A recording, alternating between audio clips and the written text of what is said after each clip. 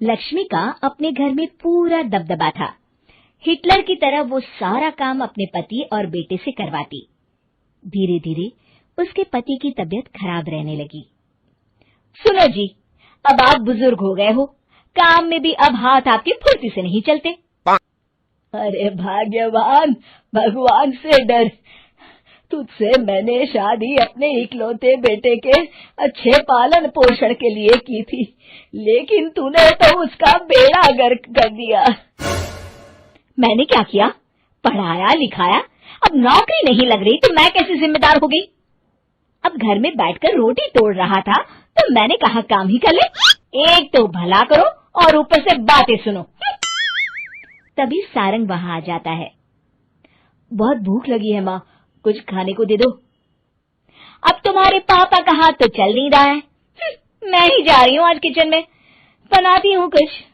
हे भगवान, कैसे होगा इतना काम मुझसे? लक्ष्मी किचन में काम कर रही होती है कि तभी अचानक उसे आइडिया आता है। अरे मैं भी ना, अरे यहाँ तो फ्री की नौकरानी ला सकती हूँ मैं, फिर मैं क्यों खाना बना रही हूँ?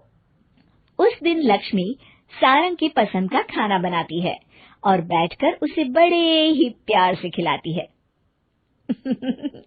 खा ले बेटा, खा ले, पेट भर के खा ले। अरे रुक, मैं तेरे लिए ना गर्मा गर्म रोटियां लाती हूँ। सारंग और उसके पिता एक दूसरे की ओर बड़े ही हैरानी से देखते हैं।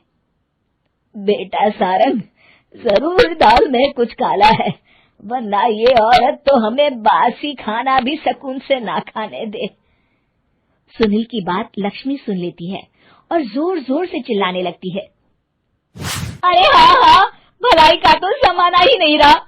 एक तो आग में खुद को जलाकर तुम लोगों के लिए खाना बना रही हूँ और ऊपर से तुम्हें दाल काली लग रही है। अरे माँ, पिताजी का ये मतलब नहीं था, तुम बुरा मत मानो। अरे हाँ बेटा, तू कहता है तो मान लेती हूँ। लक्ष्मी सारंग के पास बड़े ही प्यार से बैठ जाती है और फिर कहती है, बेटा मैंने ना तेरी शादी करने की सोच ली है। अब तेरे पिताजी के हाथ भी नहीं चलते, तो सोच रही हूँ तेरे लिए बीवी ले आऊं। अब पता नहीं ना मैं भी कब मर जाऊं।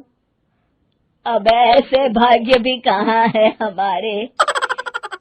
क्या कहा?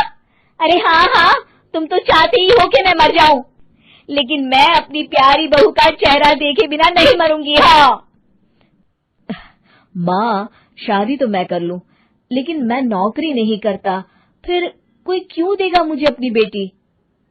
अरे क्यों नहीं देगा बेटी? इतना बड़ा घर, खेल खलियान है, किस चीज की कमी है हमारे पास? जो आएगी राज करेगी, राज। हम तो ना कर पाए राज, ये बोलो कि एक और नौकर तुम्हारे पास आ जाएगा।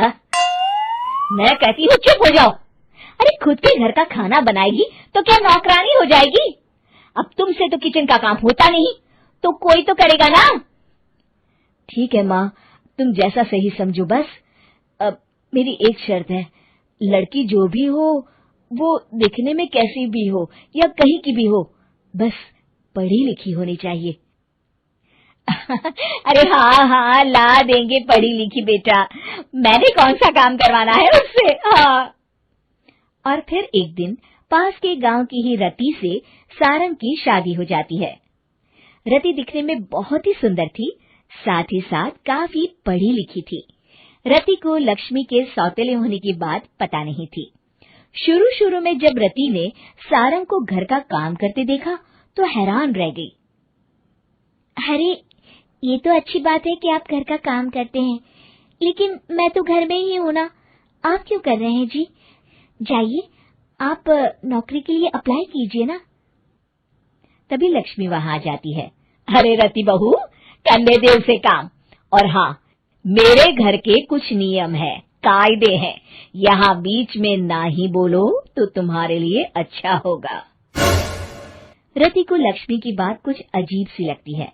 वो समझ नहीं पाती है कि वो ऐसा व्यवहार क्यों कर रही है, लेकिन उसे लक्ष्मी के सौतेले होने के बारे में कुछ पता नहीं चलता है।